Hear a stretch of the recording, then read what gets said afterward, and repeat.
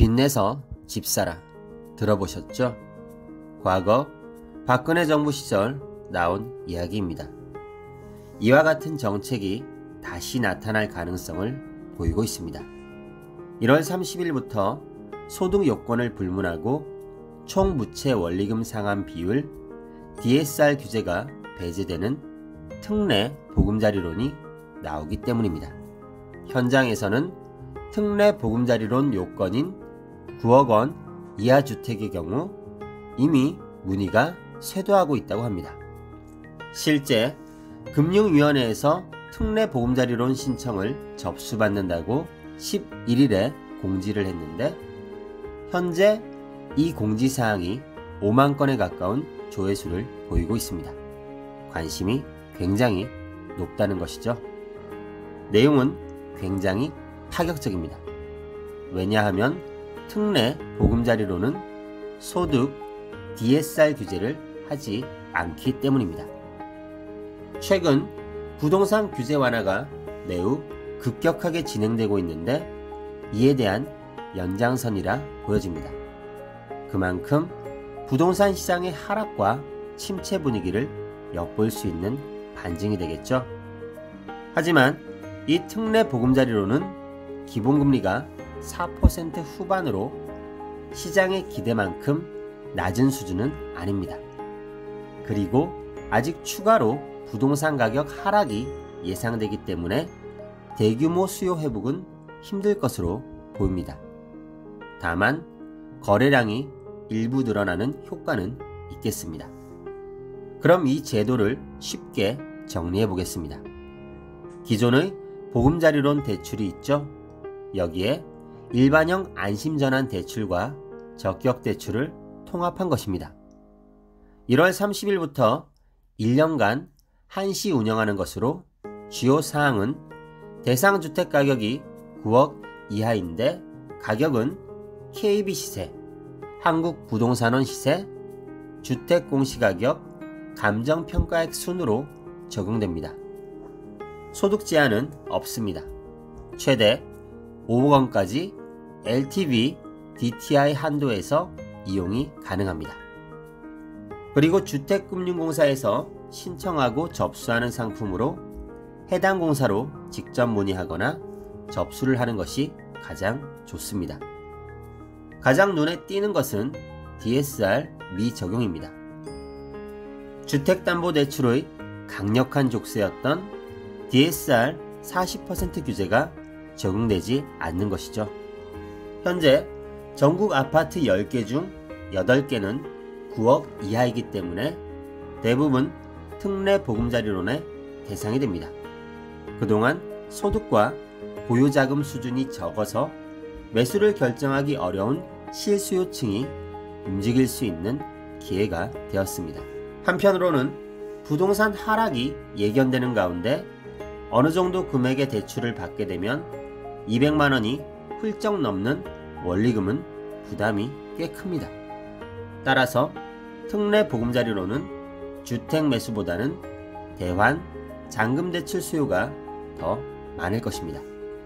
자금 용도는 구입 용도, 주택 구입, 상환 용도, 기존 대출 상환, 보전 용도, 임차 보증금 반환, 총 3가지 용도로 구분됩니다. 주택수 적용 대상은 무주택자, 구입 용도, 1주택자, 상환, 보전 용도 이렇게 신청 가능합니다. 대체 취득을 위한 일시적 2주택자의 경우 기존 주택을 2년 이내 처분하는 조건이 붙습니다.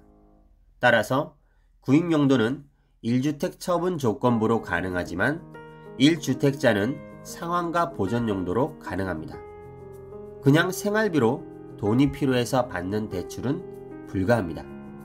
집을 사거나 대환하거나 세입자 퇴거용 대출만 가능합니다. 현재 전세로 살고 있는 금리에 비해서는 특례 보금자리론이 저렴합니다. 그런데 빚내서 집 사라 시즌 1은 박근혜 정부의 최경환 경제부총리가 취임한 직후에 나왔습니다. 그 시점이 2014년 5월이었고 이미 그 전에 2009년부터 약 5년간의 하락장을 거친 후였습니다. 하락장이 워낙 길어지다 보니 빚내서 집사라는 정책에 호응하며 금통위는 기준금리를 5회나 내렸습니다. 그래서 2013년 55조 증가했던 가계대출이 15년과 16년에는 113조, 132조로 2배 이상 증가했습니다. 돌이켜보면 시즌 1 때 집을 사는 것이 옳은 선택이었습니다. 불황기를 충분하게 겪은 후였으니까요. 또한 건설사들의 상태도 살펴봐야 합니다. 2008년 서브프라임 이후 시공능력 평가 상위 100개 중에 45개가 부도가 났었습니다. 지금은 어떤가요? 아직 이와 같이 과거와 같은 수준은 아닙니다. 이것이 현재 타이밍이 아직 아니다 라고 이야기할 수 있는 데이터입니다. 원래 기본 경기 사이클은 거품이 빠진 후 무너지는 개인과 법인들이 발생하기 마련입니다. 그런 후에 새로운 사이클이 시작되죠. 그러나 아직 여기까지는 진행이 되지 않았습니다. 따라서 시즌 1처럼 과거를 돌이켜보면 그때 정말 집을 샀어야 했어 라는 평가를 받기에는 아직 타이밍이 다소 빠릅니다. 이번 정책이 분명 효과는 있을 겁니다. 하지만 현재 타이밍에 매수한 사람들이 앞으로 시간이 더 흐른 후에 과연 이 시점이 좋은 매수 타이밍이었을까? 라고 돌이켜본다면 아닐 확률이 더 큽니다. 그래도 왜 효과가 있을 거라고 보냐고요? 이렇게 DSR까지 풀 정도로 파격적으로 규제 완화를 진행하고 있습니다. 등록 임대사업자 제도도 곧 나옵니다. 지금보다는 다주택자들에게 꽤 좋은 주택 보유 환경을 만들어줄 겁니다. 일시적 2주택자의 기존 주택 처분 기한도 3년으로 늘었기에 급하게 집을 팔 이유가 사라졌습니다. 하지만 집값이 오랫동안 상승한 이후 하락을 한 시점이 아직 1년도 채 되지 않았습니다. 2021년과 2022년에 일명 영끌로 무리하게 매수를 하신 분들은 지금 어떠신가요? 현재 매매가가 많이 내려와 있습니다. 전세가도 마찬가지입니다. 그래서 어떻게 해야 하지? 이런 고민이 많으실 겁니다. 결과적으로 손해를 지금 확정하고 매도하는 것과 아니면 좀 더 기다리면서 다시 가격이 오르기까지 버티는 것 중에 선택과 결정을 할 수밖에 없습니다. 자금력이 부족하다면 역전세에 대한 금액을 메꿀 수 없습니다. 그래서 그냥 매도로 내놓고 기다리는 사람도 있을 겁니다. 그런데 실제로 팔기도 쉽지 않은 시장 분위기입니다. 아직 이런 악순환이 벌어지고 있는 중입니다. 따라서 현재는 가격이 더 빠지거나 하락이 유지될 수밖에 없습니다. 대중 심리적인 측면에서 다른 사람들이 아직 견딜만 하다면 그건 찐 바닥이 될 수 없기 때문입니다. 여태껏 그래왔으니까요. 우리 투자자는 이런 점을 참고해서 앞으로 특례 보금자리론이 9억 이하 아파트 시세를 어떤 방향으로 만들어갈지 확인하면 되겠습니다. 추가로 특례 보금자리론이 대환 용도로 원활히 활용될 수 있도록 기존 대출 상환에 따른 중도 상환 수수료는 모두 면제됩니다. 단 디딤돌 대출은 제외입니다.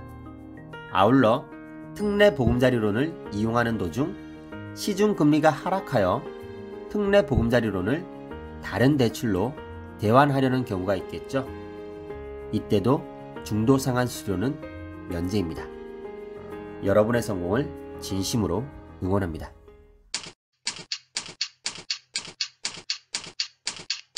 아래 메일 주소로 보내주시면 빠르게 답변 드리겠습니다. 네이버 카페에 오시면 더 많은 정보를 확인하실 수 있습니다.